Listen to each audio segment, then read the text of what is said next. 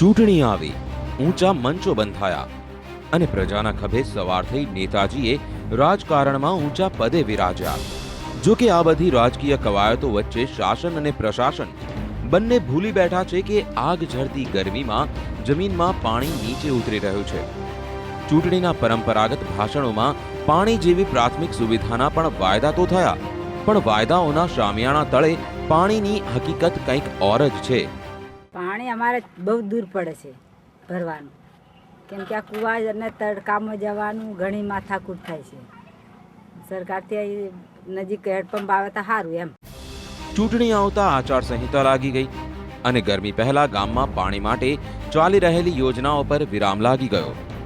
હવે એ વાત અલગ છે કે આ બધી યોજનાઓ કાગળ સુધી જ સીમિત હતી અને આચારસંહિતા સંદર્ભે જ ગામમાં બગડેલા હેડપંપોનું સમારકામ પણ અટકાવી દેવામાં આવ્યું. પાણીના બોર, મોટર અને હેડપંપોની જે સ્કીમો હોય છે તે વખતે ચૂંટણી આચારસંહિતાને બદલે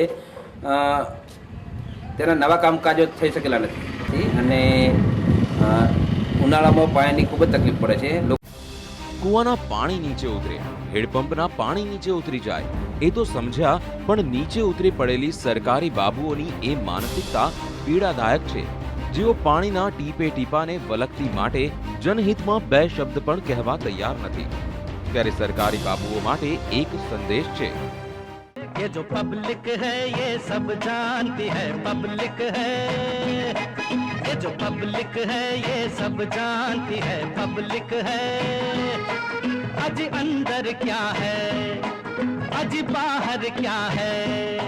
ઉનાળાની ગરમી તેની ચરમસીમા પર છે અને તાપ જાણે ચામડી દઝાડતો પડી રહ્યો છે. ત્યારે ગળાને ઠંડક આપવા માટે સૌપ્રથમ કોઈ પીણું હોય તો એ તે પાણી છે. અને પંચમહાલના પૂર્વ પટ્ટા વિસ્તારની અંદર પાણીના એકમાત્ર સ્ત્રોત સમાન કહી શકાય તો એ છે હેન્ડપંપ. અને હેન્ડપંપ હજારોની સંખ્યામાં બંધ પડ્યા છે. એસીની ઠંડકમાં પાણીથી કેવી ઠંડક મળે અને ગરીબને એ પાણી માટે કેટલી તકલીફ પડે એ માટે વિચારવાની આ અધિકારીઓને જાણે કોઈ પડી ના હોય તેમ અધિકારીઓએ કેમેરા સમક્ષ તો ઠીક, પણ કેમેરા બંધ હોય ત્યારે પણ આંકડાકીય માહિતી હેન્ડપંપ ક્યારે બનશે એ બાબતે કહેવા કોઈ પણ પ્રકારનો ઉલ્લેખ કરવાની ના પાડી હતી. કેમેરામેન વિજય બામણિયા સાથે હર્ષદ મહેરા, સંદેશ ન્યૂઝ, ગોધરા.